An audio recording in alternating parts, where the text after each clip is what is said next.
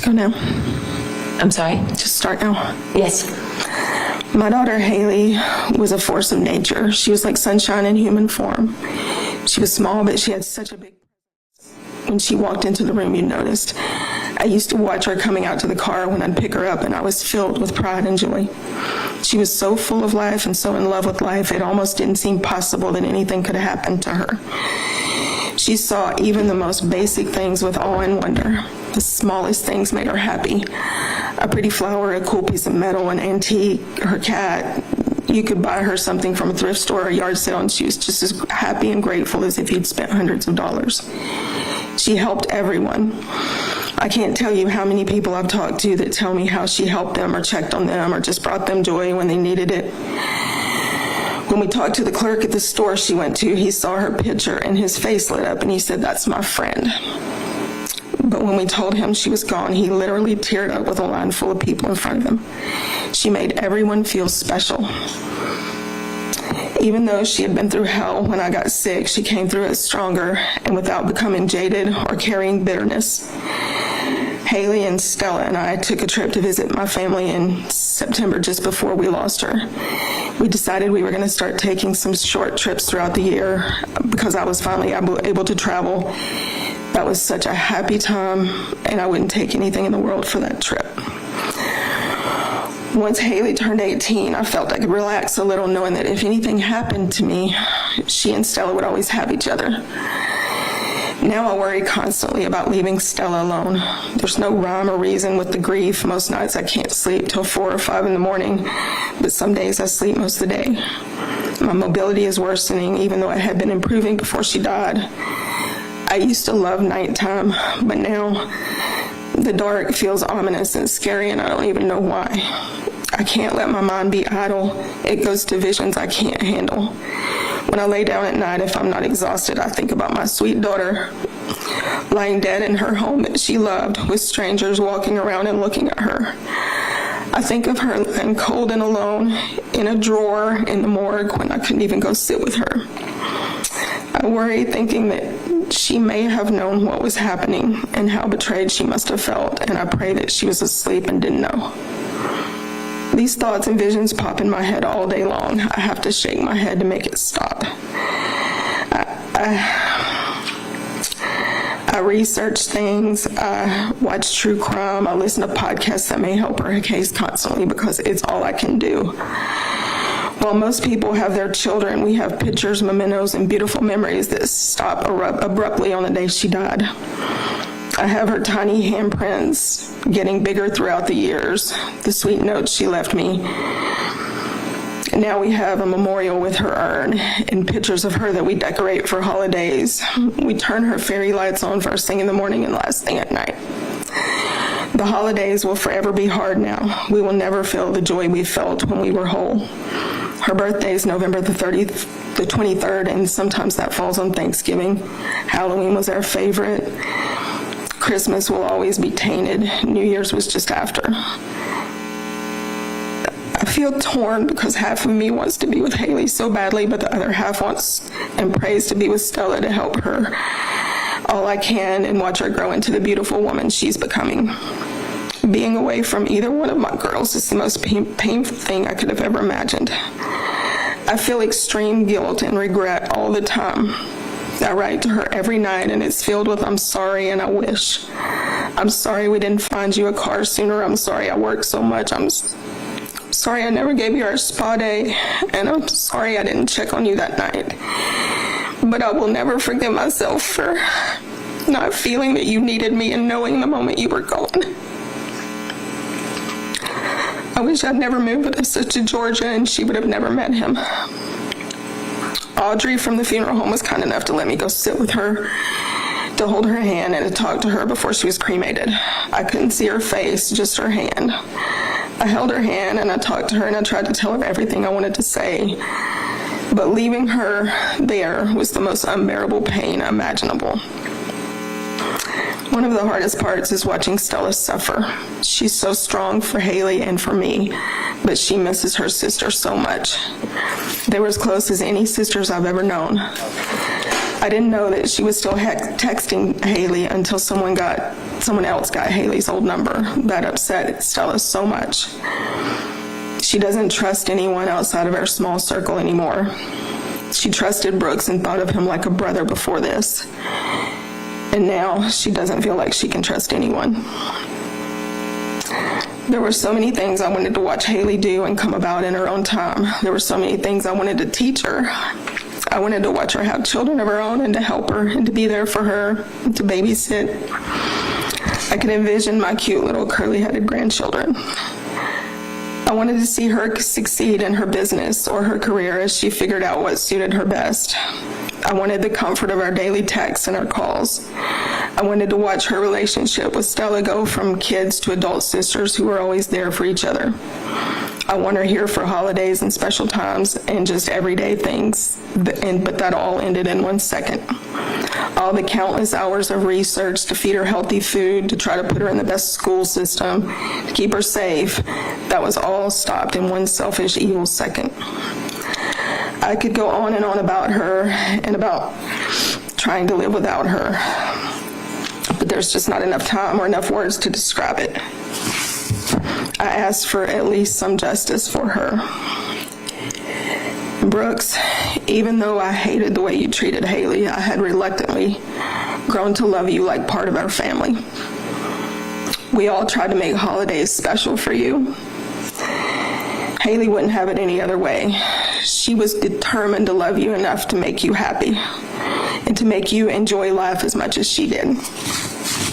She was fiercely protective of you, and she treated your family better than you did. She even bathed your 30-year-old sister on Christmas Day to give your mom a break. I so wanted you to tell me something that made sense when we visited you that first time, but instead you lied to me. Most importantly, though, you took the only thing that Stella and I loved and needed more than anything in the world, and you took the only person that will ever love you like that. I hope your mind is filled with the images of what happened that day. And I hope one day you have enough guts to admit what you did and to be repentant. I don't expect it, though. Until then, I hope you get everything you deserve. Barbara, I have a few additional questions for you. Will you please share with the judge about your diagnosis and the role that Haley took on in your family during that time period? I have CIDP, chronic inflammatory demyelinating polyneuropathy. It's where my motor nerves attack my immune system attacks my motor nerves. I have to get IVIG treatments 4 days every month, that it requires a nurse coming to do the treatments. And that's to fight off my immune system. But Haley she was the rock of our family. When I got sick, she went to school, she helped in the shop, she brought Stella every night to Emory to visit me. She constantly did things and helped us with things that we couldn't do, alone. She was our third wheel. She was part of us. How long were you at, was it the Emory at Clifton location? I was at both. I was at St. Joseph location, and then I went to the main campus. Okay. And how long were you there that Haley was driving Stella every single night to go see you? 4.5 months. I want to show you some exhibits here. I've already shown these to defense counsel. State's Exhibit 1, sentencing, and State's Exhibit 2, sentencing. Are these photographs of Haley? They are. Okay. And more specifically, sentencing 1, is that you, Haley, and Stella? Yes. Okay. And then State's sentencing 2, is that just Haley and Stella? Yes. And what was the age difference between Haley and Stella? 3.5, almost between 3 3/4, maybe. State moves to tender sentencing exhibits 1 and 2 in the evidence. Mr. Graham? No objections. They're admitted. And then sentencing exhibit 3, do you recognize these emails? You can flip through them, but the emails, I'll do it. the email exchanges between myself and you over the past 15 months. Yeah. Yes. Are those the emails that you sent me at all hours of the night over the past 15 months during this investigation? Yes, I didn't realize there were that many, but yes. Move to tender states sentencing 3 into evidence. No objection. It's admitted.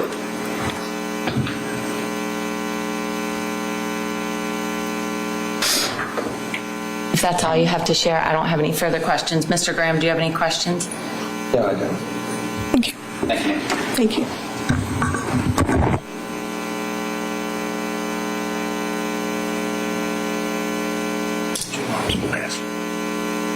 He'll sit. Next, the state will call Stella Johnson.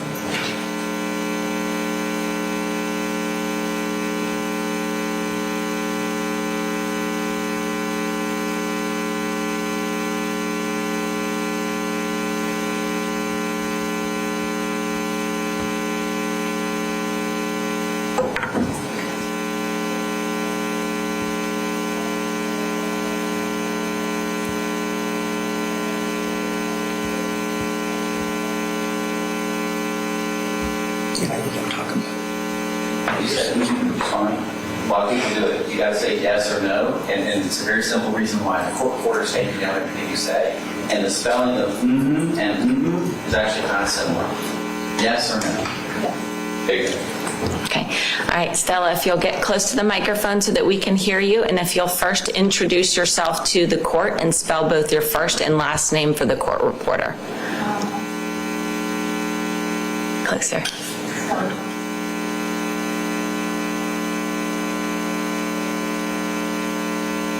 Like that one. Look close. Okay. All right, Stella, and is Haley your older sister? Yeah. All right. Have you prepared a victim impact statement to share with the court? Yeah. Is it on your phone? Mm-hmm. Okay. If you will, take the time to share that with the court now. Okay.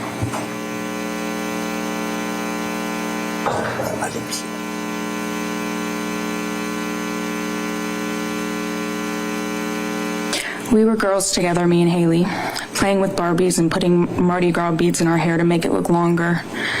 We were children, innocent. Haley is and was the protector my entire life. She saved me from terrible experiences and put herself through more than she needed to just to keep me safe. She was my sister, my best friend, my parental figure, and the only person who fully understood me as a whole.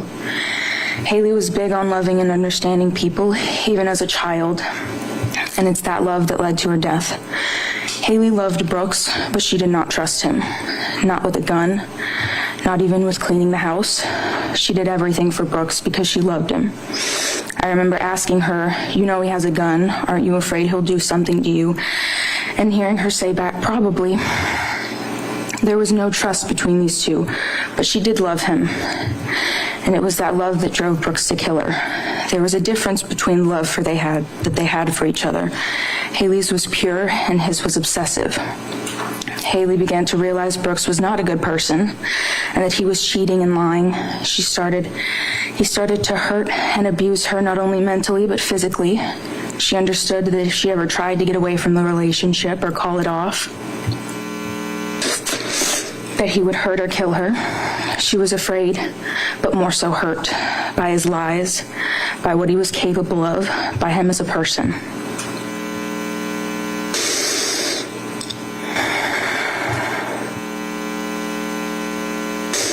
Sorry.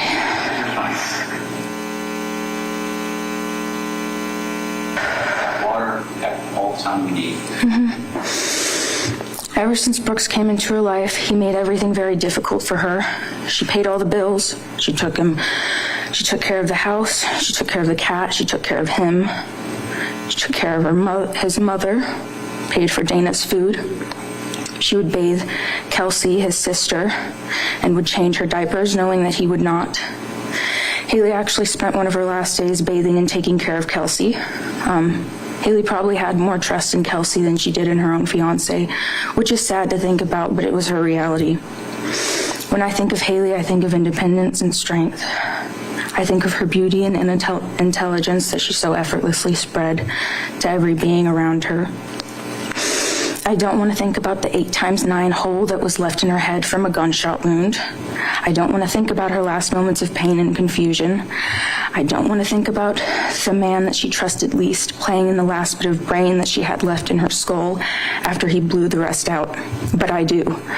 I'm stuck with that forever. My mother is stuck with that image forever. And I don't want to think about going into her apartment after she died and seeing the walls and floor having to be removed. The same walls that me and Haley would lean against to play video games on, and the same floor that she would dance in on her moments of triumph, were gone, too blood-soaked to restore. I don't want to think about the man who took my sister's life. I don't want to think about how he made me hold the gun that did it months prior. I don't want to think about the poor man, Austin, that found her walking in expecting a stroke victim and seeing a murder scene. I don't want to think about the police call about that night and having to hear Brooke say her head feels empty. I don't want to have to hear his fake cries, knowing that he's holding what's left of my sister, knowing that he's touching the last of the beautiful soul that he shouldn't have gotten the chance to even be around. I don't want to picture my sister's dead and lifeless body on the floor of her own home, but I do. These thoughts run through my head every day, every minute, every second. I could go on and on about how much I don't want to think about it and how painful it is, but that won't help.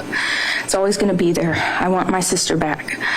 My sister is the most beautiful thing I'll ever get to experience in this life. I miss her smile. I miss her face. I miss her kindness. I miss her voice. I haven't heard it in a year, and it's truthfully killing me. And I wouldn't wish that pain on anyone, not even the person who did this to her.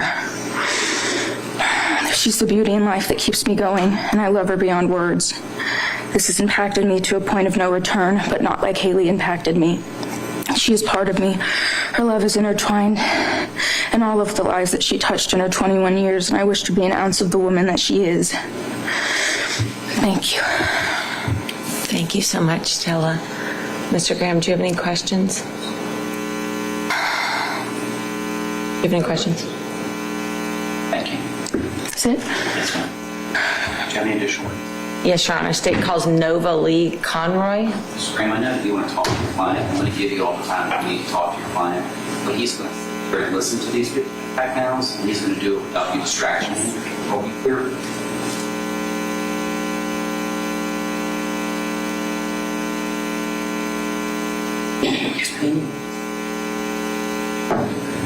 Raise your right hand, please.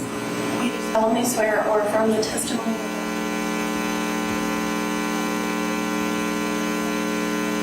I do. Thank you.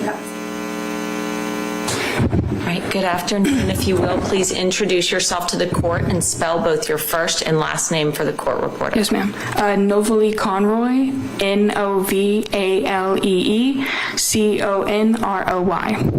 Conroy, how did you know Haley? I initially met her by working with her, and we soon became good friends. Okay, and I know you've been in here kind of throughout trial and also today, along with some others. Can you please tell the court who else is here in support of Haley? Starting here in the plaid gray shirt, that would be my wife, Rihanna Conroy. I'm not 100% sure who the guy in the blue shirt is. That's okay. And I assume he most likely worked with her. The guy next in the white shirt, that is Wes. He also worked with Haley. The guy in the red shirt, that would be the girl in the blue shirt's boyfriend, who also knew Haley. The girl in the blue shirt, that would be Alyssa. She also worked with Haley. And then the girl all the way in the far with the pink hair, that's Tara. She also worked with Haley. Okay, so mostly coworkers. Yes, mostly coworkers. Very good. If you will, please share with the court how this case has impacted you. I wouldn't want to sit up here and say that I hurt as bad as her mom and sister do, because, you know, losing a child is just, I couldn't even imagine that. And, you know, I know my mom would be like, my mom wouldn't know what to do. So, but the way that it's impacted me is, I would say that life is not the same. Like, I would consider Haley someone that I went to for everything. Any small problem that I was having with my spouse, or just even a simple, what should I eat for dinner? And now I don't have that. I'm alone. I feel alone when I need like reassurance or an opinion. So it has impacted me quite heavily these past 15 months. Have you and, do y'all talk about Haley a lot at work? I don't work at the job anymore, but we do talk about her a lot within text messages, phone calls. When we see each other, we do. And that we've heard from some other witnesses how she was always willing to lend a helping hand. Is that what you observed of her as well?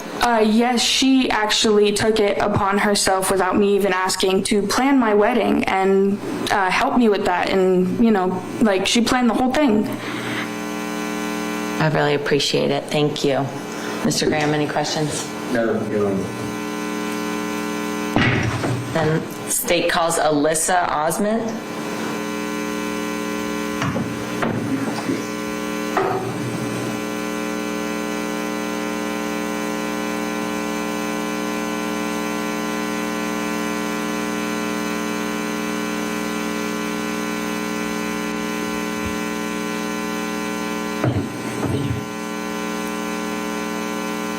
Do you swear or affirm the testimony?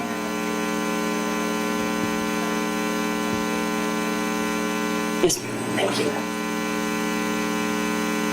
If you will, please introduce yourself to the court and spell your first and last name for the court report.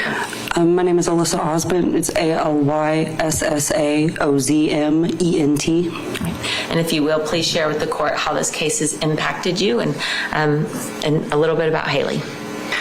Haley was my best friend. I have been completely lost since losing her. She was honestly everything to me. I have not been able to develop a friendship, a sisterhood with anyone else ever in my life other than her. Since her death, I've been diagnosed with PTSD. I have trouble sleeping, I have trouble eating. I have gone 15 months wondering what happened and why it happened, but I did know the whole time why. The time when I finally found out what was going on, she came to Rocket Fizz one night when I was closing. She was in her slippers. She'd walked all the way there in her slippers, in her pajamas. And she came to my house, and the next day, I started getting phone calls from her mother asking where she was, why she hadn't heard from her, and why she couldn't get in contact with her. With the reason being that I was in a doctor's appointment and Haley was waiting in my car. Come to find out later, the reason she was so concerned is because she thought it had already happened. That day, Haley told me that she had decided to break up with Brooks. And that day, she decided to go back to him. And I told her that I would be wrong in I would be doing her a disservice as her friend if I didn't tell her this. And I told her that if she did not get away from him, he was going to kill her one day. And she did end up going back because it's hard to get out of that. I don't know what to do without her. And I feel her loss every moment of every day. It has affected my life. It has affected my relationships. I have been inconsolable for most of the past 15 months. I really appreciate it. Thank you so much. Mr. Graham, do you have any questions? No, you're on. That's the last of the evidence, so only our... So, Mr. Graham, I've got to know, my understanding is you have a witness that you'd like to appear via Zoom. Yes, Judge, that would be Brooks Cleary's mother. You talk with the state, do you have any objection? I don't, Your Honor. Set it up. So the state doesn't object. We'll see if we can make that happen.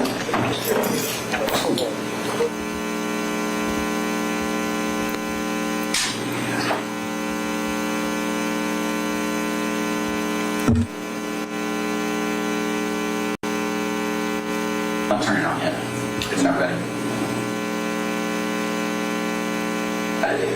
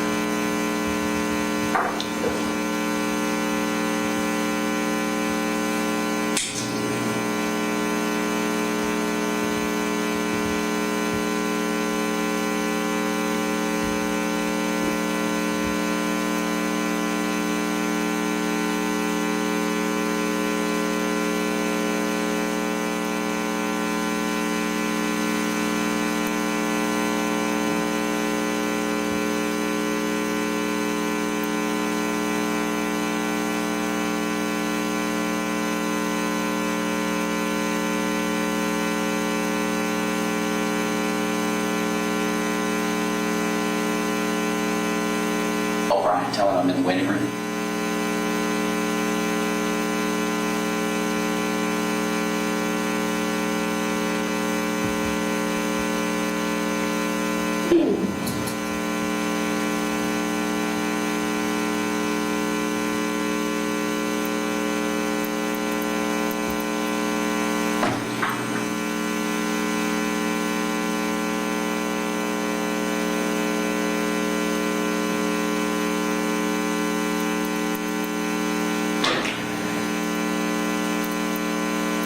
All right, Mr. Graham, does your witness have the link? I asked her to give that to Mr. Phillips. All right, we'll see. And let's connect.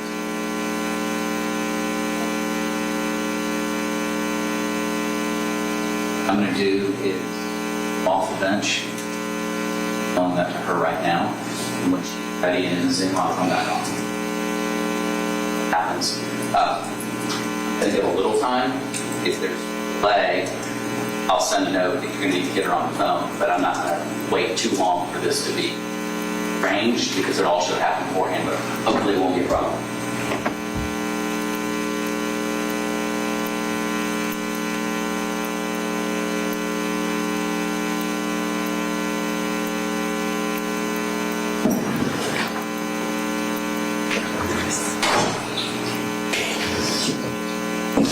Make sure.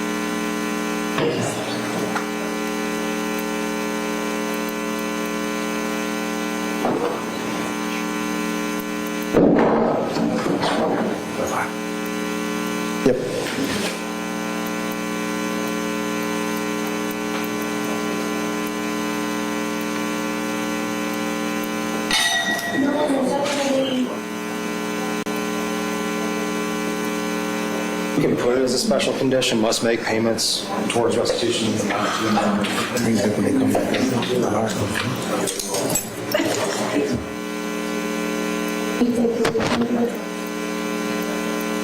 know, if you want it, that's how I do it.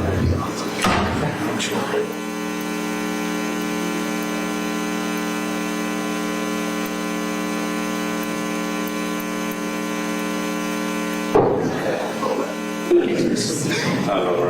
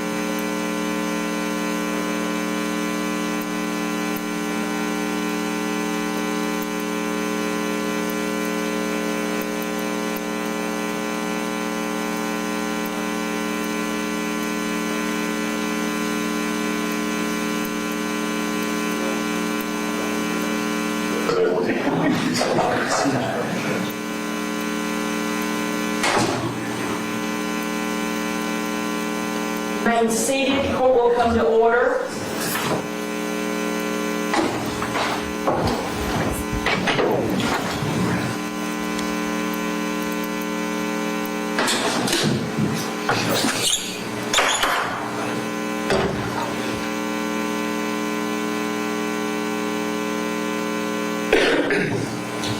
Brian, if you're listening, remember to make.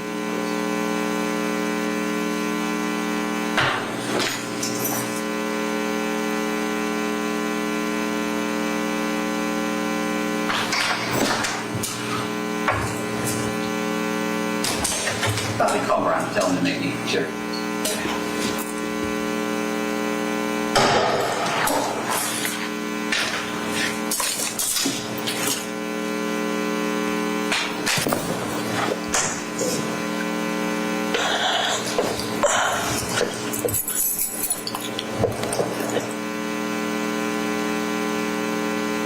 All right. You will, for purposes of the record, call your witness, swear her in. All right. I'm sorry, you don't see her because. Can you click that button?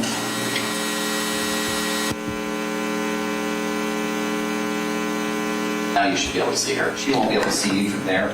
So I'm going to ask you for this. You'll stay at the table. Stay at the table. Permission to remain seated. All right. She will only hear you if you use the microphone. Microphones are the input. Your microphones or All media? microphones in the courtroom. But if you walk away from This the one? microphone, she won't hear you. All right, so I can use this one? Yes, sir. All right. All right. Okay.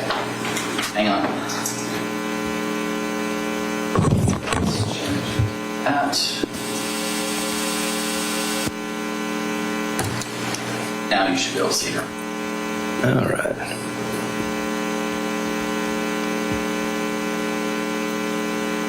You ready? Swear in. All right, For the purpose of the record and swear in. Yes, ma'am. Could you give your name to the court? Yes, Marion Dana Hillestead. And what is your relationship to Brooks Cleary? I'm his mother. All right. Will you raise your right hand and I'll Yes. swear you in? You swear or affirm that the testimony that you're about to give this court in this matter is the truth, the whole truth, and nothing but the truth? So help you Yes. God? Yes, I do. All right, thank you. So how has this case that Brooks has been charged with and was just found guilty by a jury, how has the last 2 years, how has that impacted yours and Brooks' life? Well, it's been horrific. I've lost my income. I'm a single mom with infantile autism daughter here.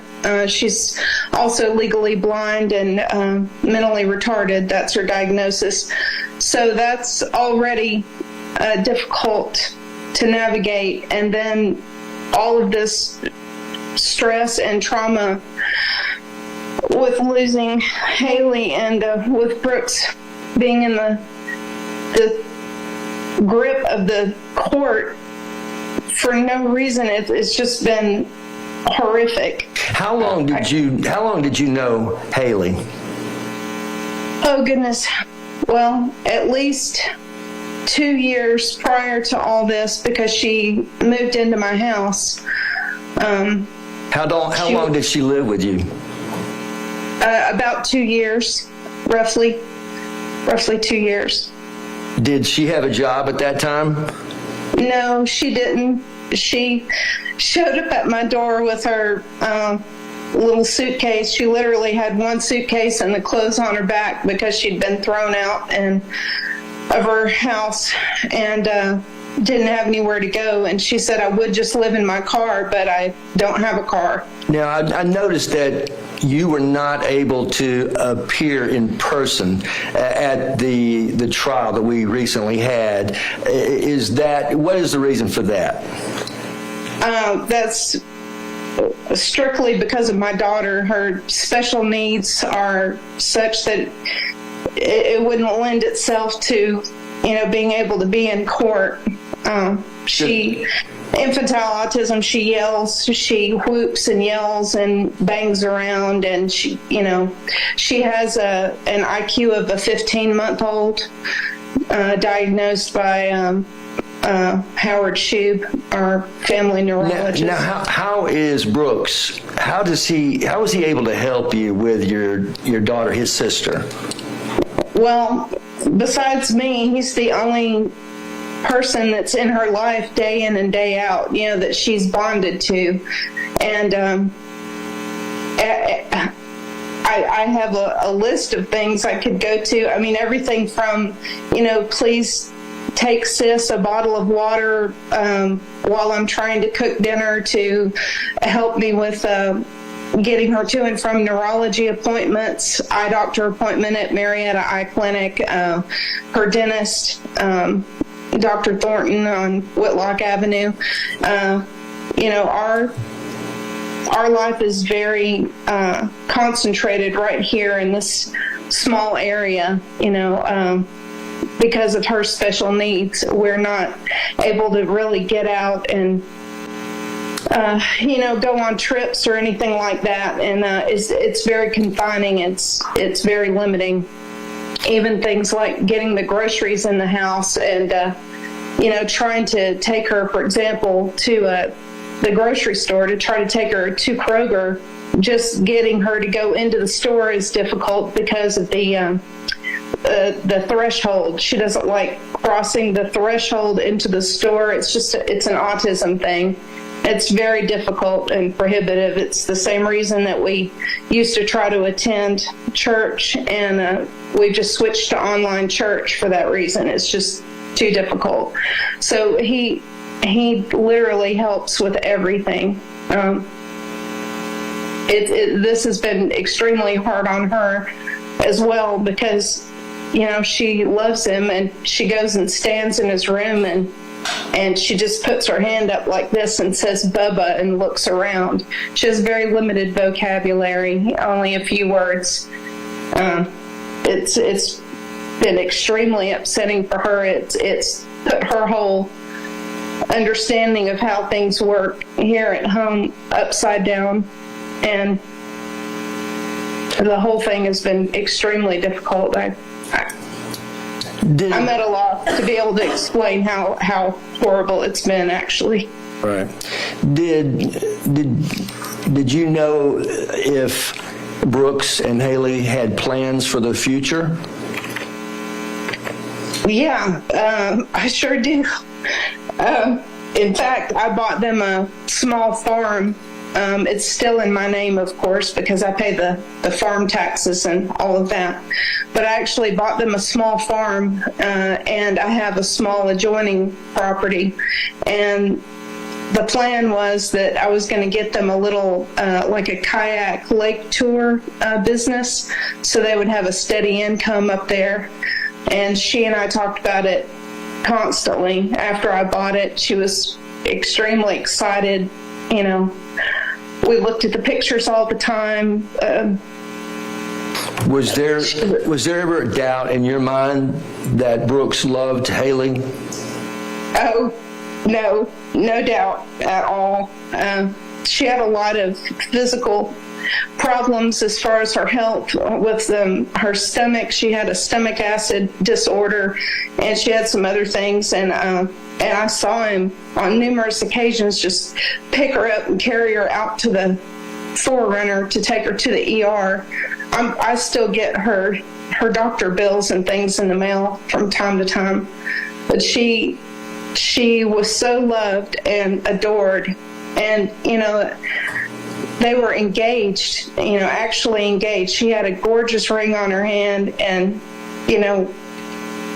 we had plans for a whole life,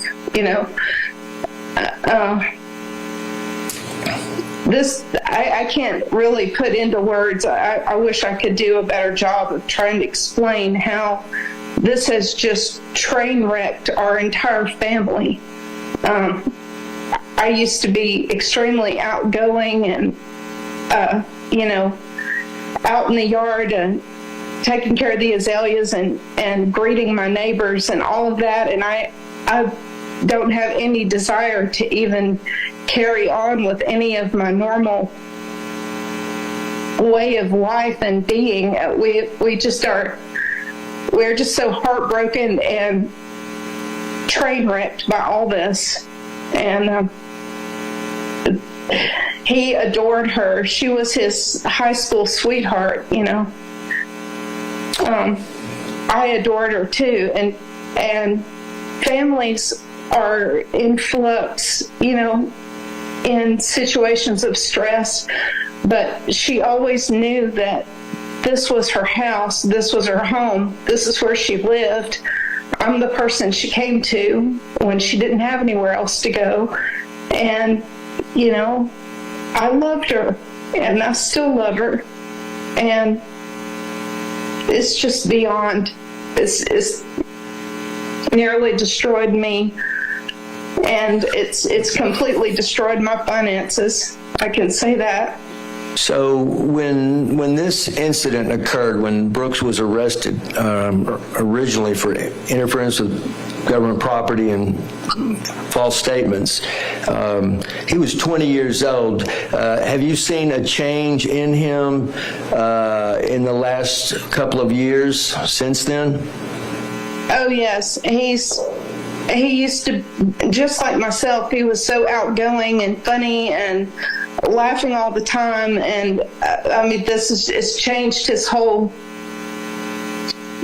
personality. He's withdrawn. He's quiet. He's not the same. None of us ever will be the same. You can't, remove part of yourself and part of your family and be the same person. It's beyond what I can really put into words. But he and I, this house used to be full of laughter. Kelsey, with her usual antics and all that aside, the stress of having a special needs person in the house that needs constant care and all that to the side, there was a lot of laughter in this house, and there was a lot of joy in this house, and it's just been stripped out. I'm sorry to interrupt. Is Kelsey able to understand what's going on with Brooks in court now at all? Oh, no. She just knows that he isn't home. That's her perception of things is, of course, limited to a 15 to 18-month-old. Right. So all she knows is that Bubba is not here. And so she just stands in his room and says, Bubba, and looks around. And she cries a lot. She's very upset. She's not sleeping normally. She's sleeping 1 or 2 hours, and then she's up and she walks all through the house looking for him. She looks outside. She points at his vehicle, that kind of thing. Tell the court what kind of son, what kind of man Brooks is. Well, he has always been a joy. He's like the heart of this household, to be honest. He's like a rock for the house, and he helps out. I'm everything from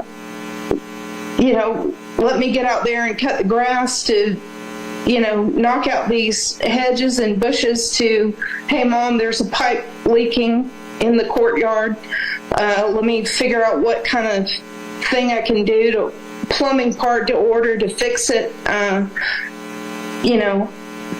Not very long ago, he was on a ladder out on the front because some shingles came off the roof. I need a new roof. And in any case, he was out there shoving the pieces of shingle back up on there, and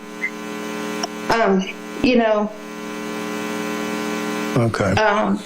That's just things that are beyond the the scope that I can reach. I'm limited in what I can do, and one thing I shouldn't do is stand on a ladder and poke around on the shingles at my age. In any case, everything you can imagine that he could possibly help with, he has done. All right. Okay.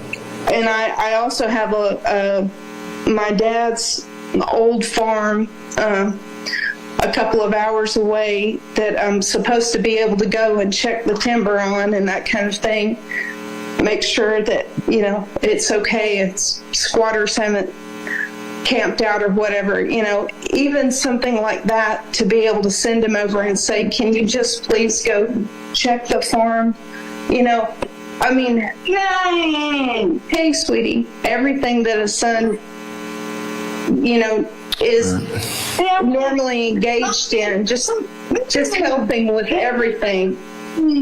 Right. And do I hear Kelsey? Kelsey in the background? Yeah, she's right here. All right. And you're not married. You're a single mom. Right. Correct. And Brooks is your only son. I have one other son. He's older. He's 30. All right. Where is he living? He doesn't live here. He's not here locally. Okay. All right. All right. Well, I appreciate your coming and visiting us by Zoom. I know you weren't able to personally be here, but I thank you very much on behalf of Brooks. Thank you. Thank you very much.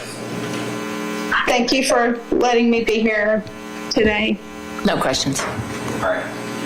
No other Zoom witnesses, correct? No other Zoom witnesses, right? Correct. All right. Thank you, ma'am. I'm sorry for the noise. She's come into the room.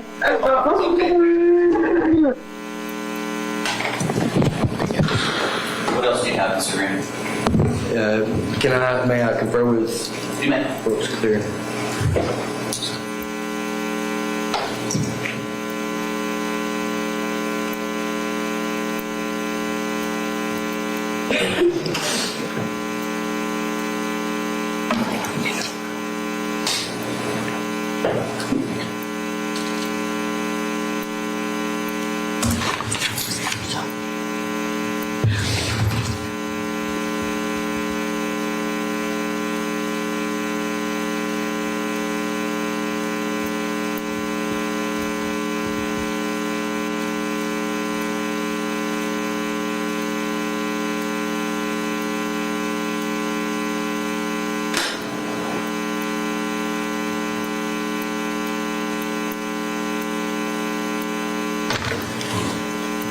Call Brooks Cleary. All right. You can testify from Right here. well, I'll ask the deputy, you have a preference? You already can testify from right there or up here? You go for that, go up there.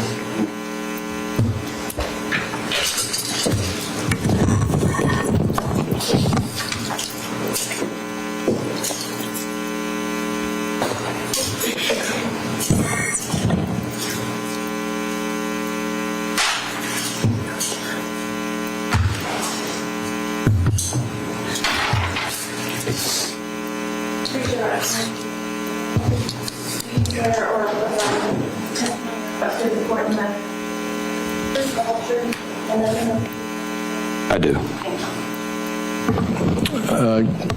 Brooks, go ahead and tell the court who you are, what's your name. My name is Brooks Michael Cleary. Now, you sat through 4 days of trial, and you heard all the evidence. Let me just start off with, I know you, and how long were you and Haley together? Roughly 4.5 years, going on 5. And about how old were you when you first started dating? Freshly 16. Might even have been a couple weeks before I turned 16. And at what point did she move in with you and your mother? I would say probably about 5 months into us dating. And how old would she have been at that point? I believe she would have been 16. And were you living where your mother is living now? Yes, sir. what was the reason that Haley moved in with you and your mother?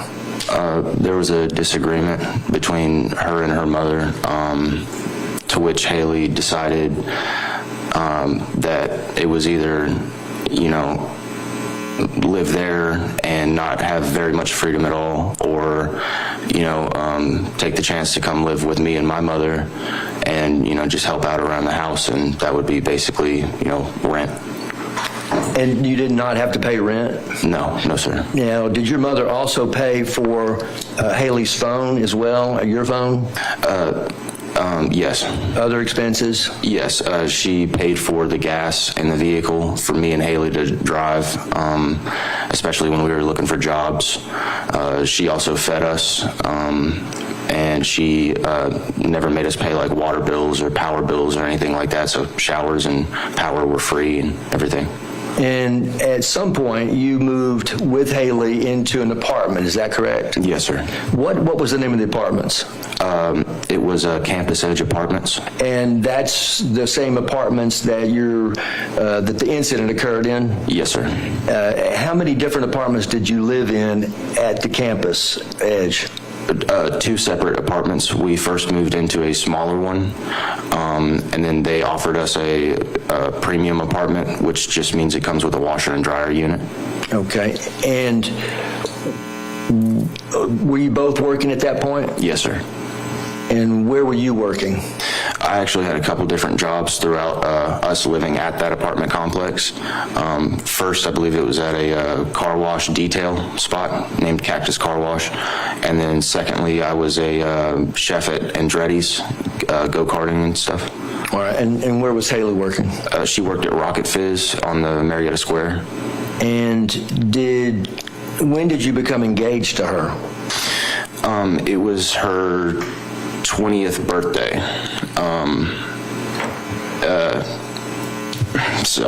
She would cry, if I did it in public, and I know she would be embarrassed if I did it that way. So I waited till 12 o'clock to where it was officially her birth date. And I said, do you want me to give you your present right now, or do you want me to give it to you later, kind of as a surprise? She was like, I'd rather have it right now. I don't really want a surprise. So I told her to close her eyes and everything. I got down on one knee. I put her little hand in my hands, and I said, will you marry me? And, of course, she immediately started crying. She was happy, saying, yes, yes, yes, oh my God, yes, So I didn't tell her, but later in the day, we went to the square. I just made it seem like we were getting coffee and walking around like we did a lot. And I said, well, we might as well just hop into the Hamilton jewelry store real quick and see if you see something you like, just so I know what to get you in the future, And she said, okay, yeah, that sounds like fun. So we went in there, probably about 30 minutes. She's trying on all different kinds of rings, And finally, she found the one that she loved. She said, this is, it's real simple. It's beautiful. It's not too over the top. It's classy. And I said, okay, well, you like that one? And she said, yeah, it actually fits pretty good, too. So I said, okay, cool. And I pulled out my debit card, handed it to the lady behind the counter, and I said, we're going to get that today. And Haley immediately was like, no, it's too expensive. Like, we can wait on this. And I was like, no, you said you like that one. That's your genuine reaction to the ring. So yeah, we'll get you that one. We got it and went out to lunch and had a little celebration and everything. Well, now, there was the shotgun that was in the apartment that day. Where did the shotgun come from? So for my 18th birthday, Haley was asking me, what would I want for a gift? And I said, it'd be nice to go hunting again and everything, because I hadn't been in a while. After my grandpa passed, I kind of just, stopped going. But I said, I'd love to go squirrel hunting or quail hunting or turkey hunting, something like that to kind of bring back good memories. And she said that seems like it would be healthy, a good thing to do, get out into the woods for a few hours every once in a while. So she recommended that we go get a shotgun, because that fits, the animals that I want to hunt. I don't really want to go after big game or anything like that. So we went to a pawn shop. I filled out the background check, and we used her money to pay for it, but it was in my name. Right. And a couple days later, we went back to the shop, picked it up, took it back to the apartment, leaned it up against the wall. Okay. And now, at any point, did you teach her how to use the shotgun? I did. I thought, since we lived, I think 0.3 miles away, 0.2 miles away from the Greyhound bus station, it's a real high crime area. I thought it would be really beneficial in case I was at work and some, guy tried to kick in the door or something like that, to where she would know how to protect herself by using the gun. So I taught her all the gun safety, don't put your finger on the trigger unless you're ready to use it.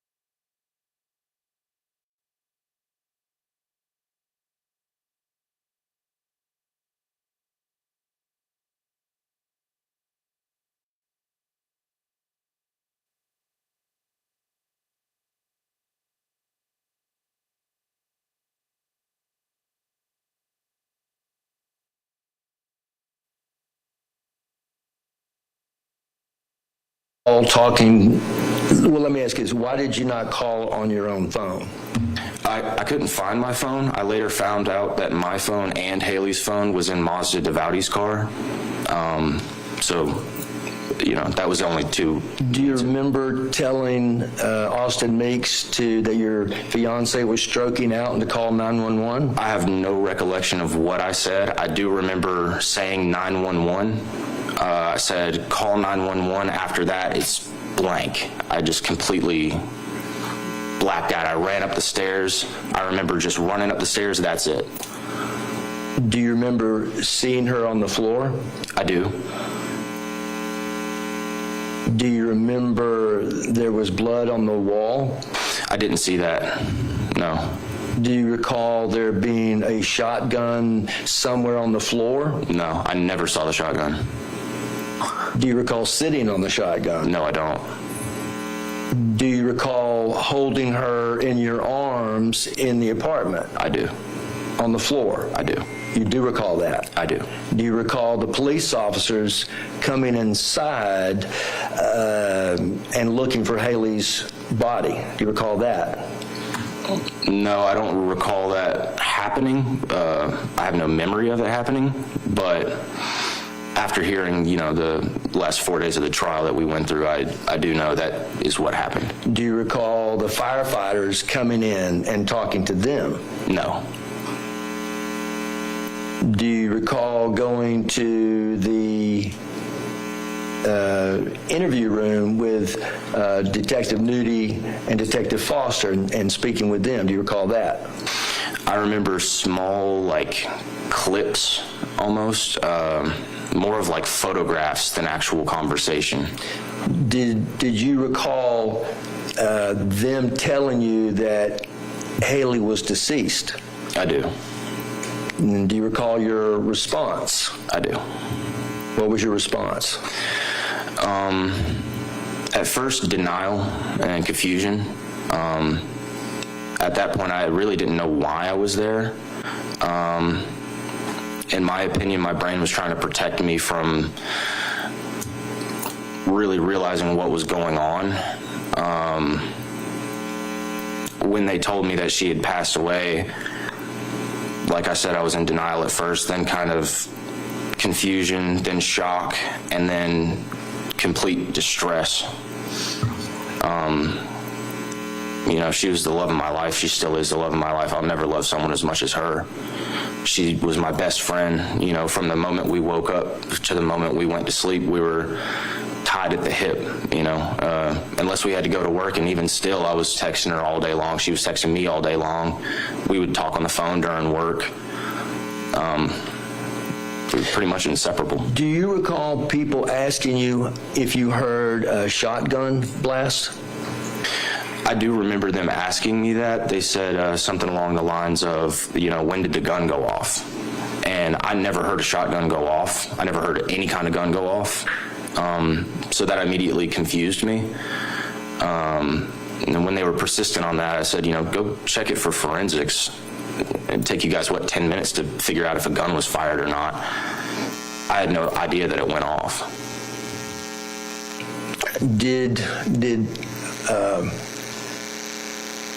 Do you recall Barbara Johnson coming to the jail and talking to you about what happened to Haley? I do recall some of that, yes. Did you tell her, did you ever say, I didn't do it? Yeah, something along those lines. I was like, I'd never do anything to hurt her. I mean, that much is clear. Right. Do you recall Austin Meeks, your neighbor, the one that you told to call 911? Do you recall him coming into the apartment and trying to do CPR on her at all? Do you recall him being in that apartment? I do not. I didn't find that out until the trial. All right. At some point in time, did you think that maybe you blacked out? And Yeah. that's why you could not remember all the pieces? Yeah, absolutely. Now, I think there was testimony from the officers that if you had to put it in terms of shots, how much you and Haley both drank, you said something about 15 shots. Right. I actually believe it may have been more than that, but yeah. Okay. And when did you start drinking? Approximately 10 a.m. All right. 10 a.m. Yeah. All right. So all day and all night. Right. Do you recall being thrown out of Anchor Bar? No. They told you about it? After I'd been incarcerated, yes. Okay. What would you like the court to know about you? Tell the court, who you are other than this person that's, now been, pronounced guilty? I just turned 22 in February. I used to, have a lot of hobbies. I used to like working on cars. I used to like hunting. I used to like taking pictures of nature and stuff like that. Recently, that's all kind of been gone by the wayside. I don't do any of that anymore. I have no interest in doing that anymore. Sorry. I like to take care of my family. I'm really the only one that's there for them. My mom can't leave the house with my sister, so that kind of all falls on me, which is fine. I don't have a problem with that. I like to spend time with my family, my mom, my sister. I like to, go outside and grill for them, and we come back inside and we, might watch a YouTube video or something like that. Just on our little phone, because we don't have a TV or anything, I work as much as I can. When I'm not at work, I'm at home. I don't go out anywhere. I only have one friend, and he's my coworker. And what happened to your friend Mazda that came and testified? How is your relationship with him now? Non-existent. I did try to talk to him after I got bailed out,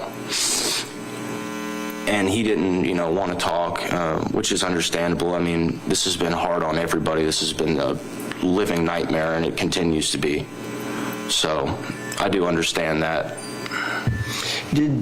At what point did you find out that Haley died from an intraoral shotgun blast through the mouth, through the back of her head? When did you find that out? I found out during a jail call with Barbara and Stella. And what did they say to you? I can't remember exactly word for word, but I think I had said something about referring to the police, saying, they said a gun went off. I never heard a gun go off, and she was like, Stella was like, well, she was shot in the mouth. And I was like, what do you mean in the mouth? And she said there was a shotgun blast in her mouth. And that's when I found out, I kind of started piecing together what happened that night, because at this point, I'm still completely in the dark.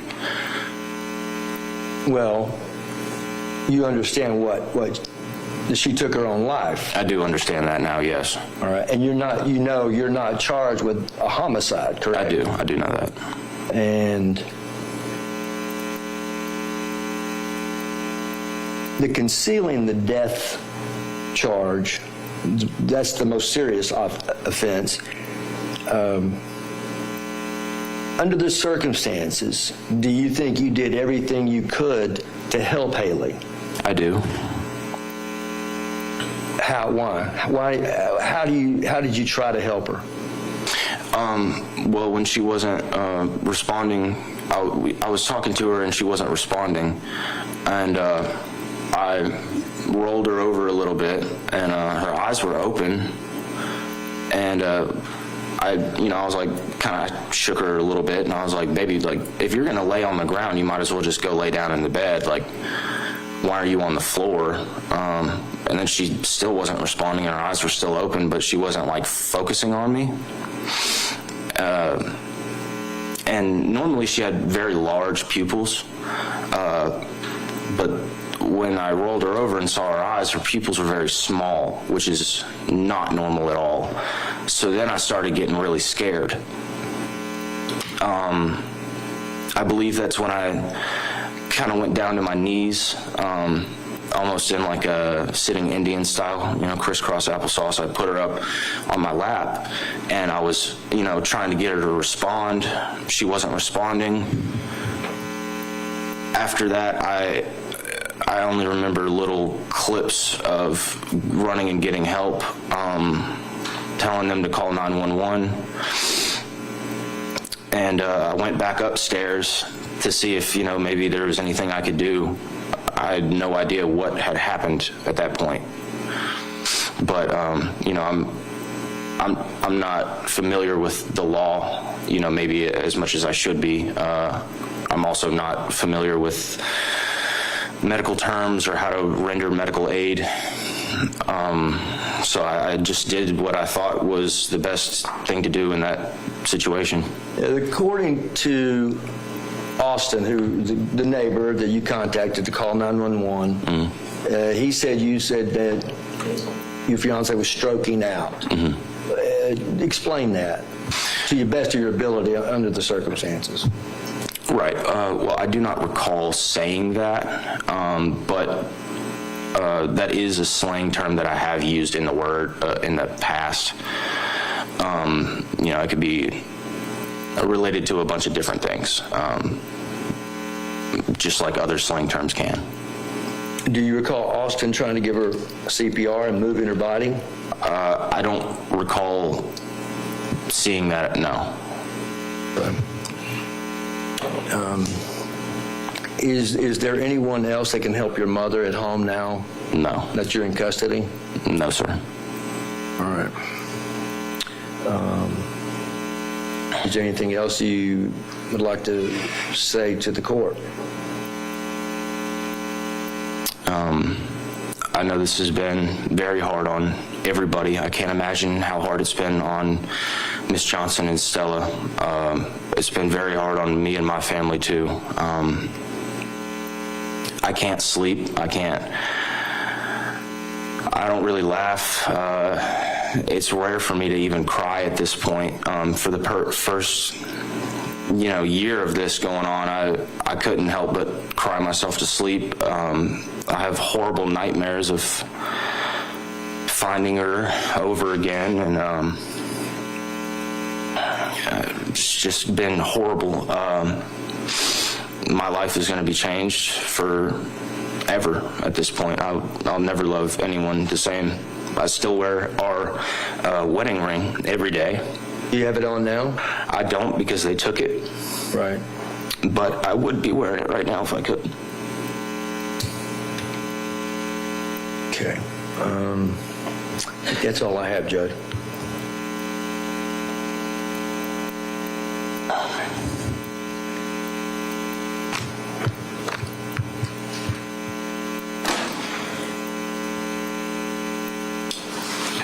You do realize that this being difficult on everyone is because of your actions, right? Could you rephrase that question? You realize that this has been so traumatic on Miss Johnson and Stella because of your actions that day? I suppose. Okay. How often did you regularly black out? It depends. Some weeks we wouldn't drink that much. Some weeks we would. I would say both of us probably blacked out at least once a week. And you want your testimony is essentially you blacked out that night. I wouldn't say it was just due to alcohol, even though I was severely intoxicated. I would say it was due to trauma, complete stress, and just my mind almost just was broken. All right, well, let's talk about being severely, you said what, severely? Intoxicated. Intoxicated? Okay. You're saying you're severely intoxicated based on all the drinking y'all did that day, right? Correct. Okay, but I assume you've looked at your own medical records, right? No, I have not. Okay, you never went through your own medical records? No. Okay, are you aware that you have a liver of a 60-year-old lifetime alcoholic? I'm not aware of that. Do you agree that the behavior we saw on camera doesn't really look like someone who's severely intoxicated? I would say it does, but... Okay. Would you agree that all of your statements during that interview were coherent? No. Okay. Would you agree that you were able to communicate with Austin Meeks? No. Okay. So what about firefighters? Like I said, I didn't remember even speaking to them at all, so I couldn't tell you. Okay, well, I want to talk to you more about your memory. You said that you don't remember going to the neighbor, but then you gave us details as to exactly what you said to Austin Meeks and running down there and banging on doors, right? Right, that was information that I gathered throughout the trial from his statement and from others. Okay, well, you just testified that you remember running and banging on doors, did you not? I remember small clips, not the full sequence of events. All right, now you say that you don't remember Anchor Bar at all. Correct. All right, so you don't even remember arriving at Anchor Bar. I have no idea where Anchor Bar even is. All right, and so to your testimony, you don't recall humiliating Haley while you were at Anchor Bar. Nope.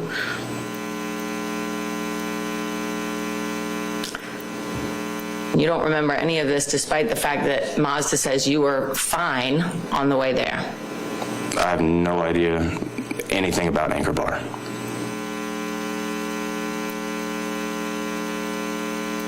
Do you remember Haley being humiliated? I do not. Do you remember her being mad at you? No. Do you remember her wanting to leave you? No. Do you remember her getting you out of the car and putting you back in the apartment? No. I actually believe during Moss's testimony he said that I seemed to walk up the stairs fine. Okay. But you don't remember anything? No, I do not. Do you remember talking to Aaron that night? No. All right, why is it that all of a sudden you remember nothing, but you didn't care to tell law enforcement that? I'm sorry, can you elaborate on that? You never told law enforcement you don't remember any of this. You never said I blacked out. Correct. I don't remember that interview. I remember little pieces. That's it. I don't even feel like I was in my own body during that interview. Okay, well, let's talk about your conversations with Barbara. You never told Barbara that you were blacked out drunk, did you? I told her we were very drunk. Did you tell her you blacked out? I did not use that term, I don't believe. Did you tell her that you don't remember anything at all that happened? Yes. Well, what about the calls where you say you heard the loud thump? I said I believe I heard some kind of a thump. Okay, well, isn't that different than not remembering anything at all? Well, when you ask me a question 30-something times and something this traumatic has happened, you tend to want to, I don't know, say something that might help someone, put someone at ease, maybe make some sense out of it, because I'm trying to make sense out of it. Even still, till this day, I have no idea. Okay, let's start with the more basic stuff then. You agree Haley was actually 18 when she moved in with you, right? Moved into my mother's house? Yes. I don't believe she was 18. I think she was actually freshly 17. Okay. So you disagree that she was 18 years old when she moved in with you? I do. All right. Now, you also said that she moved in with you because she got kicked out. Isn't it true that Haley was defending you and her mom didn't like you, so she chose to leave her mom's house? You could word it that way, I guess. Okay. Because Haley loved you, right? Correct. I mean, she chose to be with you. Correct. She chose to live with you. Yes. She defended you no matter what. Yes, as did I. Okay. And her family didn't really like you. Right, well. Right. And she still chose to be with you. Correct. And she still chose to defend you. Yeah. All right. And she helped your family, right? Yes. She helped Kelsey. Yes. She would bathe Kelsey. I think that might have actually happened on one occasion, because it would be a bit odd for me, being a grown man, to bathe. I didn't ask you about that. Haley helped Kelsey, right? Sure, the whole family did. Okay. And when it comes to the phone bill, I mean, Barbara paid her phone bill. You know that. I don't recall that, but okay. Okay.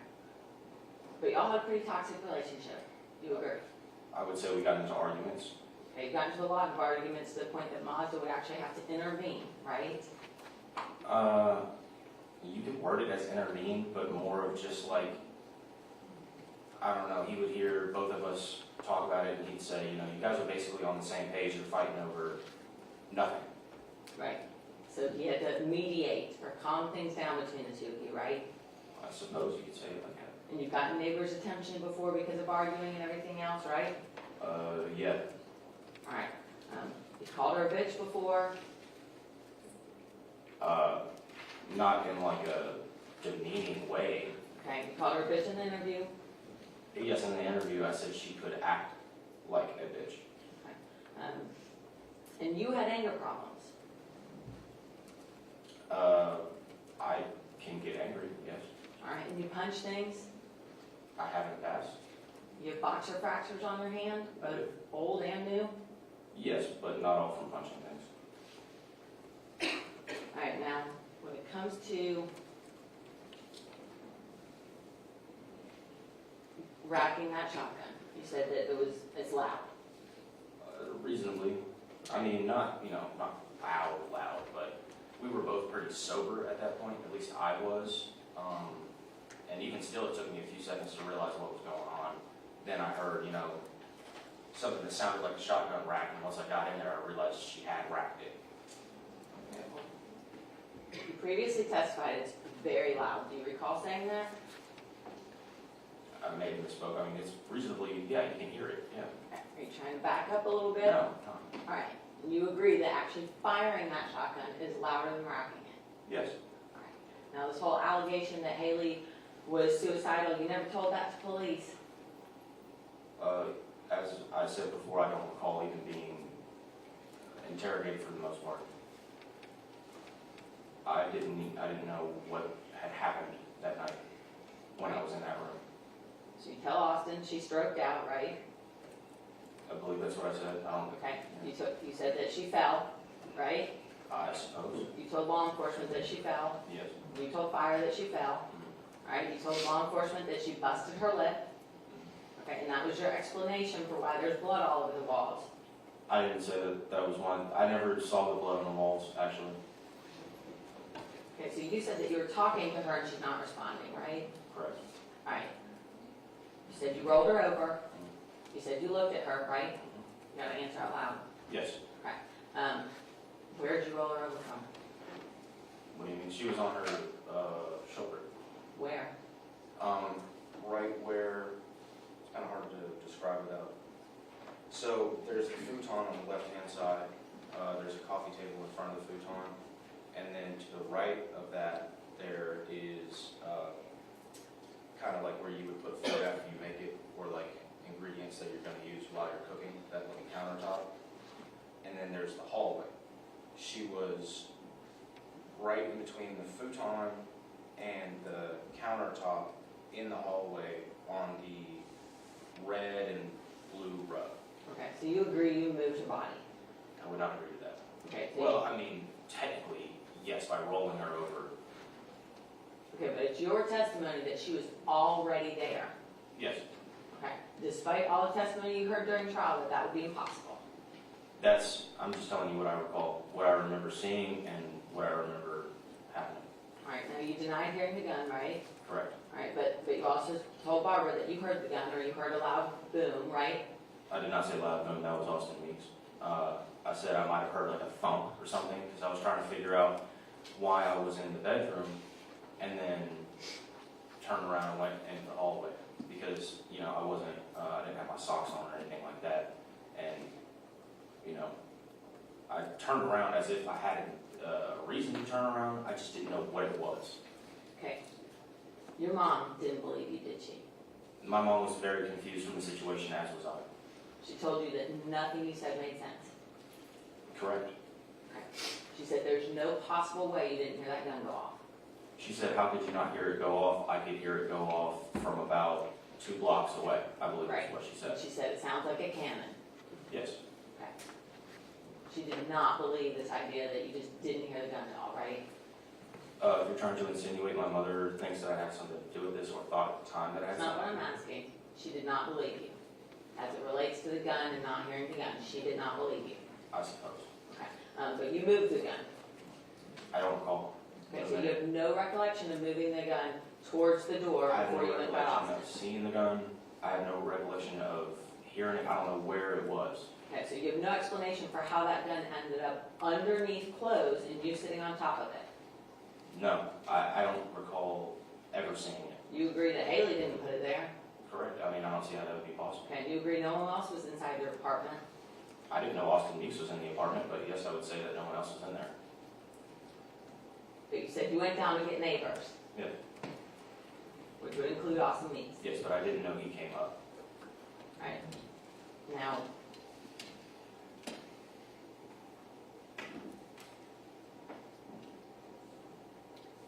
at what point did you notice the blood all over the walls? During the trial, when they showed the photos. That's the first time you claim to have seen the blood on the walls. Yes. All right, so did you not hear Austin say it looks like a murder scene in here? No, as I said before, I didn't even know he was in the apartment. I had no memory of him even being there. But you remember holding Haley, I did. you remember looking at her face, Yes. you described her eyes very clearly, right? Puffy. One was puffed. When I say clear, I don't mean clear in her eyes, but you described that thoroughly. Yes. Okay. You remember having blood on you? Yes. I held her and I noticed that my hand had blood on it, and I started hyperventilating and crying and yes. Okay, you remember rubbing your hands on your pants and rubbing your hands together? Yes. All right. Well, I don't remember at the time. I did see it on the tape.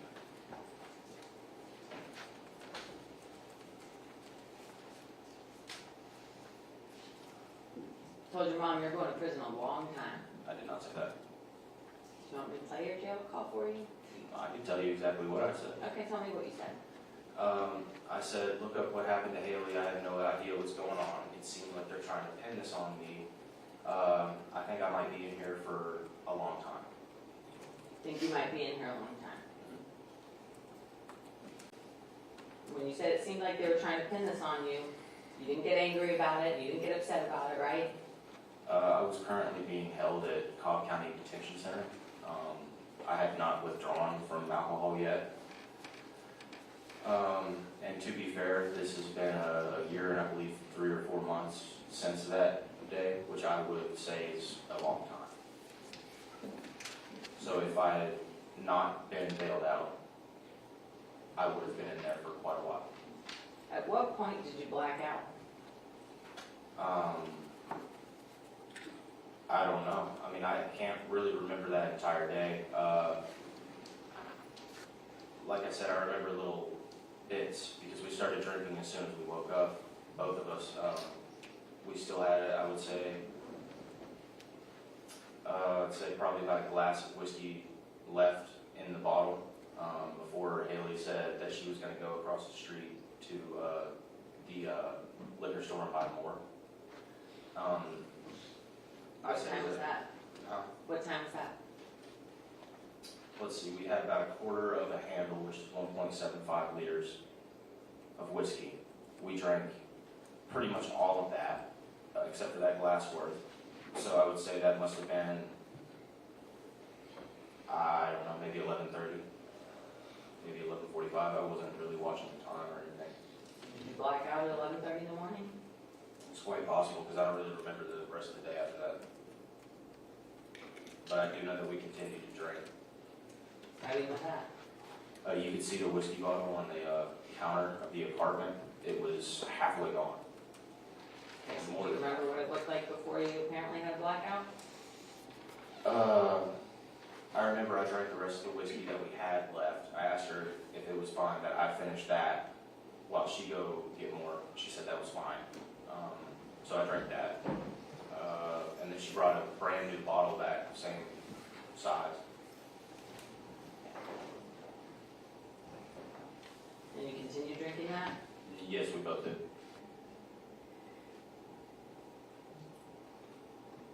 But you don't remember when Monster picked you up? No, I don't. Does it surprise you that Mazda said both of you were fine at that point? Not really, because both of us had gotten pretty good at being intoxicated in public. Both of us would take flasks of whiskey to work with us. So, you know, I would go to the bathroom, take a shot of whiskey, maybe 2 or 3. She would do the same.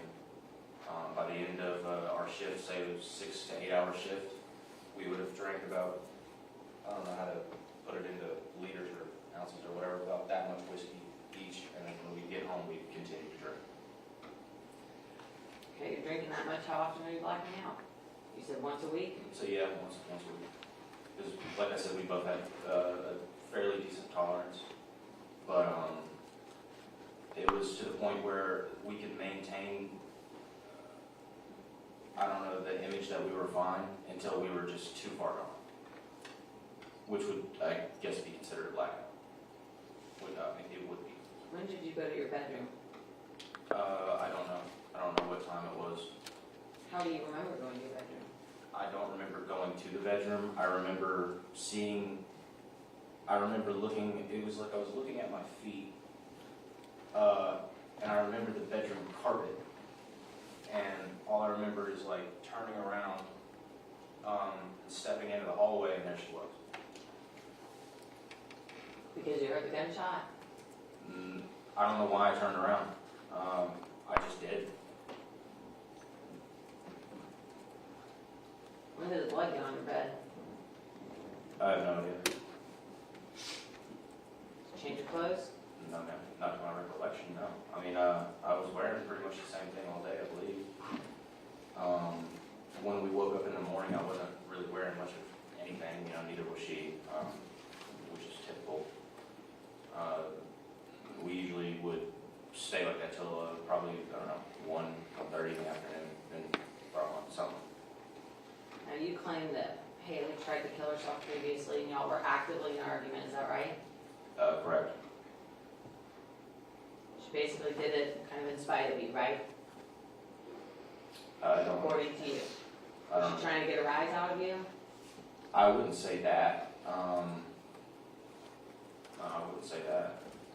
Okay, but she did it in front of you? She This alleged attempt? took the firearm, the shotgun, and went into the back office room and shut the door.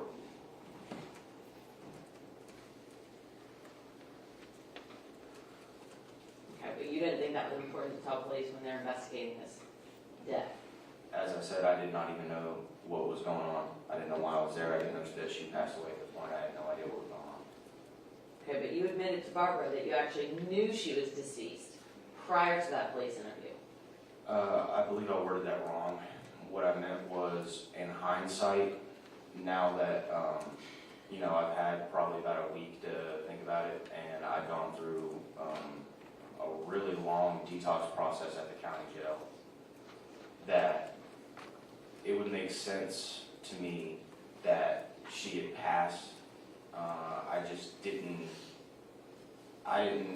believe it or accept it or acknowledge it, or however you want to phrase it at the time. I had no idea at the time.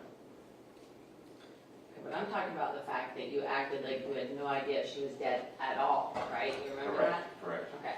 And you agree, you knew she was deceased? No, not at the time. But after looking back on it, hindsight, yes. Did your hands go into the back of her head like everyone else's? No. How do you know? I think I would remember it. I don't know. I do remember I was holding the back of her head and something felt off. I believe I told Barbara that over a jail call. It felt kind of like her skull was like broken.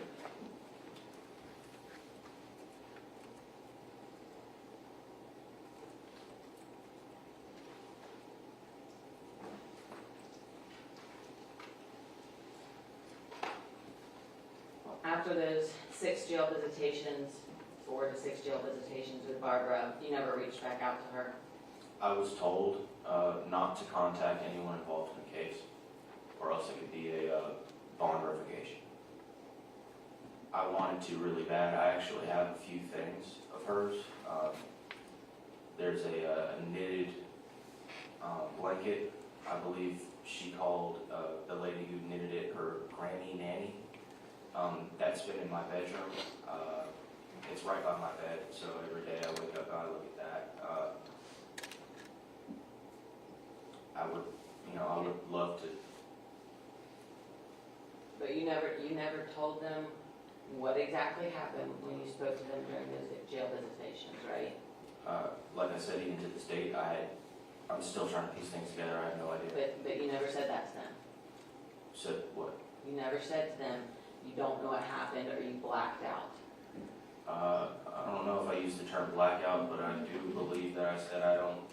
know what happened. But you gave them details. You talked about arguments y'all had that evening. I didn't recall an argument, but after about, I don't know, the 10th time that she asked, were you guys arguing? I think I said maybe. She said, well, what would it have been about? I think I said, usually it's about bills, or sometimes she'll accuse me of cheating on her, something like that. You don't recall her accusing you of cheating that day? I don't, but through the testimony of Aaron O'Connor, in one of the police reports, she said that she could hear Haley calling me a homewrecker and a cheater, and also me telling Aaron O'Connor that Haley thought that I was cheating on her, or going to, or something along those lines. You studied these police reports, huh? No, I've just heard them and tried my best to remember. I actually have never seen a physical copy of anything. Okay, so you said that it was understandable that Mazda didn't want to talk to you anymore. Correct. Because if I was to hang out with Mazda, I would always insist Haley come along. And if I was hanging out with Haley alone and we wanted to do something fun, I would insist Mazda come along. It was kind of like the Three Musketeers. We were always together if we were doing anything.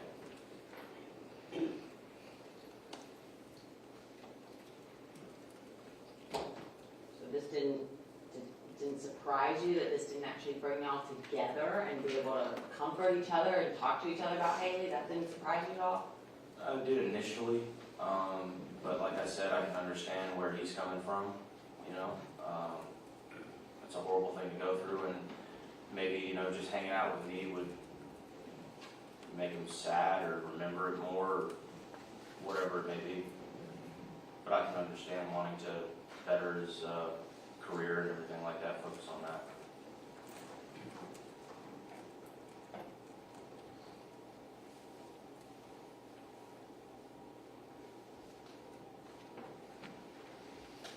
If you loved her so much, why not just tell the truth? I'm sorry, what do you mean?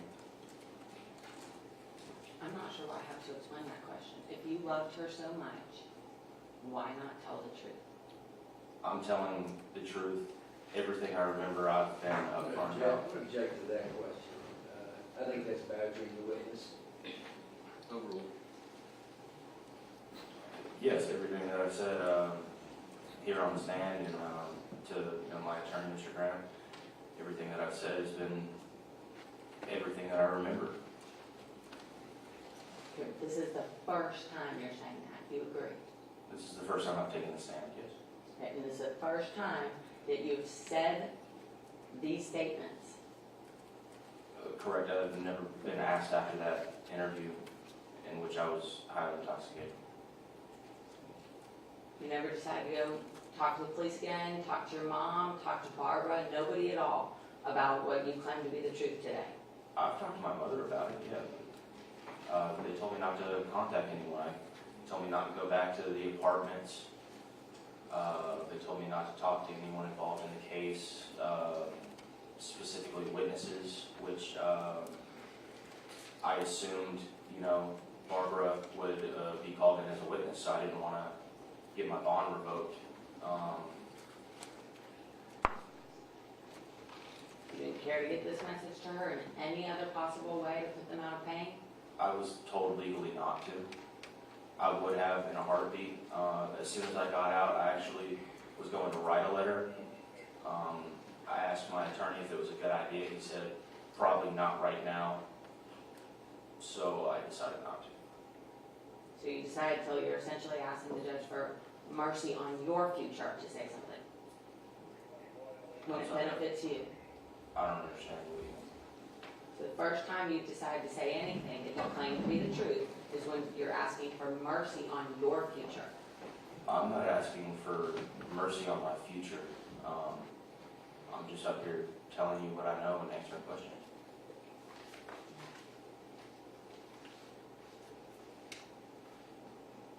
Do you agree that it is horrible as a mother to not know what happened to your child? Yes, I do. I would say it's possibly the worst thing that could possibly happen to anyone ever.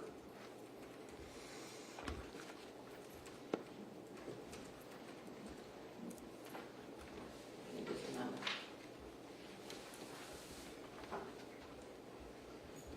Not making further. No question.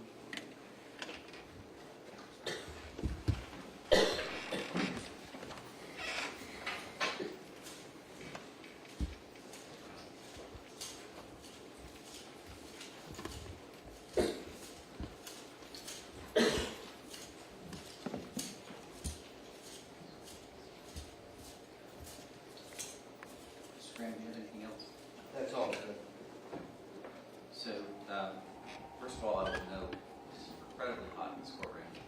It This is. is a problem with Georgia weather, and last week was cold, and it's now warming up, and the building has not caught up. So, does anybody need any additional water or anything like that? No, Your Honor, thank I you. could use one to assure that. I'm about drank my entire cup. But we are closing arguments. The state gets to go first and last. We'll reserve for last, Your Honor, thank you. Mr. Graham, Judge, there or here?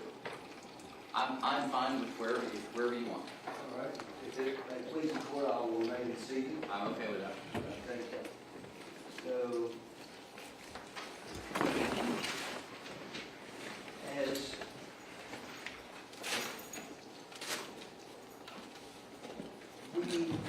the court is well aware of the evidence presented by the state the last 4 days. And we strongly deny that the first count, concealing the debt, there was not enough evidence to show that Brooks Cleary committed that offense. What the state did, they tried to litigate a homicide inside of a concealing the debt.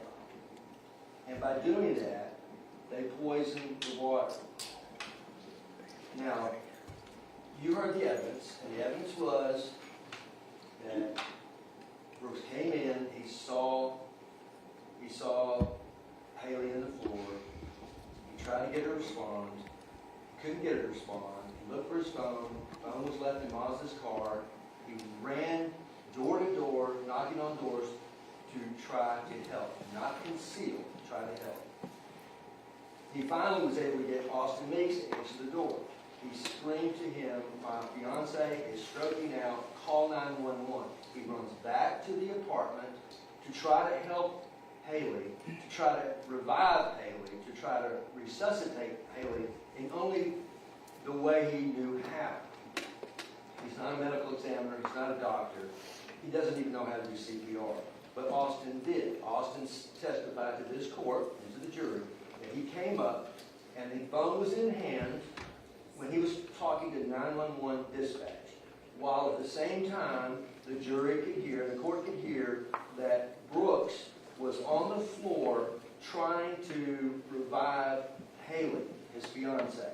And the jury heard that Brooks was crying and trying to, don't die, don't die, don't die. And the testimony from Austin was, she looks dead. He tried to do CPR. He testified. He moved her body to help try to do CPR, but recognized immediately, within seconds, that she was deceased.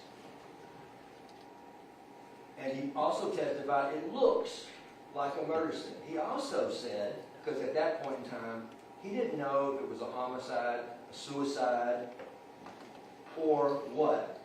He said, it looks as if he's trying to hide her head. As if. All right, well, as if is not concealing the body. It is not hindering a discovery of a death. He saw immediately when he came to the apartment. When the firefighters got there, they all testified. We walked into the apartment. He's right there in the floor in the same room where she died. right there and moved a few feet from where she fell. They had to tell Brooks, stand up, sit on the futon, sit on the couch. He did as they instructed. He sat on the couch, the futon. And that is where they made it more ominous. He sat on the shotgun. Well, they told him to. They told him to sit on the shotgun. That apartment was such a mess. How anybody would know where anything is, I have no idea. But the idea that it's concealing a death because you move the body a few feet from where the body fell is so disingenuous. It's like someone goes to an apartment complex, sees someone in the bottom of the pool, thinks they're drowning, jumps in, grabs them, brings them out of the pool, calls 911 and says, I think somebody's drowning. They get there and they said, wait a minute, you said the body was in the pool. Why did you move the body? Well, I was trying to resuscitate. I was trying to revive this person. I didn't know. Well, how do we know if it's a heart attack or drowning or stroke? How do we know it was a drowning? How do we know? Well, okay, to make it simple, the body's here. Nobody's hindering the investigation. So, but let's do this. Let's do this. If the body's in plain view, and also I cited the Walker v. State case, the court's very well aware of it, and in that case, as the court is also well aware, just moving a body from the floor to the sofa without more is not concealing a body. There has to be more. And you said from the beginning of this hearing, the examples of some of those concealing the body. Her body was in plain view. Now, how the state was able to litigate a homicide inside of a concealing the body, their own expert said there was no gunshot residue on his hands, on his clothing. They even said he was not near where the incident occurred. Now, what did the state do? They walked him back. They did not like the fact that he said he didn't have any gunshot on his hands, residue on his hands, his clothing, wasn't even near the incident. So they walked him back. However, it's possible. Yes, it's possible. He could have.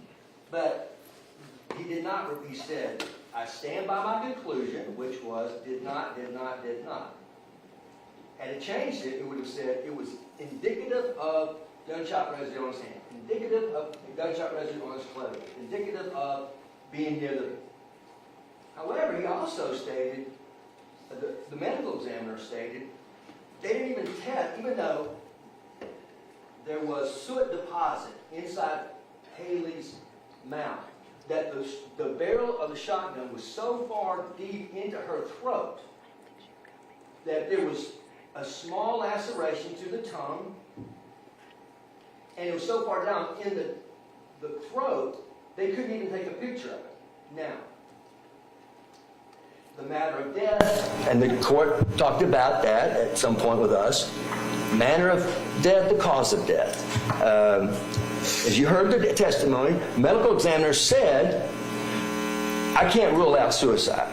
Well, he'd seen, and I asked him on the stand, did you see the pictures that the state had of Haley after the fact of her body, after it had been moved by firefighters and other folks besides Brooks Cleary? Did you see that picture, which was heinous? Yes, I saw that. Why would they need to send that unless they were trying to influence the medical examiner? However, he said, I cannot rule out suicide, so I'm going to make it undetermined. Natural, accident, homicide, suicide. Well, no gunshot residue on him. I asked the medical examiner, did you test gunshot residue on Haley? No, I didn't, because we automatically assume that because of the nature of the intraoral gunshot wound to the head, she's going to have gunshot residue on her because of the gas. Now, what is disingenuous as well, Judge, is the state referring to a gunshot wound to the head. Well, that's not telling the whole story. That's kind of an inflammatory statement. She suffered a gunshot wound to the head, and he tried to conceal her body. That doesn't tell the whole picture. How can one hinder an investigation of a discovery? That's the gravamen of the Walker case, is a discovery of a death. So the fact that all the witnesses came in and said, I asked the firefighters, how long did it take you to see that she was dead? As soon as, within seconds. I walked in the apartment, there she was. I didn't have to go look for her. There she was, within seconds. That is not concealing a death. That is not hindering an investigation of a death. Why would to take it to another level, if he actually was trying to conceal the body, or conceal it? We'll cut you off because repeating your argument. Okay. I've heard it, okay? All right. But there are 3 other counts. And I also want you to tell me this is a sentencing hearing. Okay. What do I do about it? What do you think I should do? Okay. So, I'm listening. all right. So you, all right. It's your opportunity to argue. I mean, I've heard your argument. Okay. So you have to take the next step, which Mr. Graham is, you have to tell me what you think is an appropriate sentence for the 4 counts that he was convicted of. Okay, so that's where you want me to go. Well, that's what we're here for. Okay, yes, sir. Yes, sir. All right. Thank you. On the count 1, that's obviously, Your Honor, that is the most serious offense. We wouldn't even be here.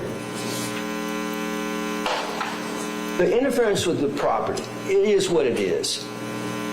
He did what? He did tear the door handle. Yes, he did do that. Yes. He did punch the wall. He hit the wall with his head. He headbutted the wall. Now, arguably, he could have suffered a concussion at that point. We'll leave that to the mercy of the court. We'll leave that to the mercy of the court. The false statements, the count 4. The count, now, if the court is to believe the testimony, the jury found him guilty, yes. Knowingly, I don't know. I don't think he made the statements knowingly. The testimony he made today was he didn't recall more than half of the things that were said. And they would have been in his best interest. I didn't talk to any neighbors. They asked him, if I told you were talking to your neighbors, would you say, yeah, that's a lie? Well, obviously, he talked to Austin. He tried to get help. Yes. So that was obviously, would have been in his best interest, but he didn't even remember. He didn't remember telling the firefighter that he talked to a firefighter. He didn't even remember that. He didn't remember talking to police officers. So with that, on the false statement again, whether it was done willfully, knowingly, done fraudulently, Judge, I think it's, in the total scheme of things, it's, but let's talk about the concealing the death, okay? I would like, this is my first preference, I would like the judge to vacate the verdict. I would like the judge to throw it out. You filed your motion, okay, for new trial. Right. Most of the arguments Okay. of the sort that are going to be made, I understand. Right. At the motion for new trial, that is not right now. Okay. If you were going to sentence him to count 1, I would pray that you, again, take all the consideration, the case law that I have cited, to, if anything, just probation. Just probation. And he suffered enough. The court realizes that there is, I don't want to speak for the court. Based on the statements you've made from the bench, you did say you had some problems with it. Correct me if I'm wrong. Concerns. Concerns, okay. So with that said. Precision of language is important. I understand, Judge, and I respect you for that. I would ask for, again, based on what you heard today from his own lips, I would ask for probation on that. He's a good man. He's a young man. He's got plenty of time to get his life in order. He had a drinking problem. Absolutely. Many people do. Many people don't find themselves in the situation that he was in, or Haley was in. But it's so unfortunate that Haley, in my view, took her own life. It's so unfortunate. But I don't want that to be the cause that Brooks goes to prison for count one. I just, again, I'm his attorney, so obviously that's my argument. I don't think the jury got it right. And I don't want to see an innocent man on that count go to prison, because there's plenty of people that are innocent and went to prison because a jury got it wrong. So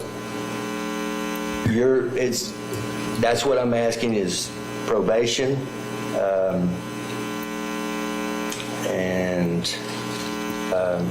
if he violates probation, he's going to be put in prison, put in jail. So that's what I would ask.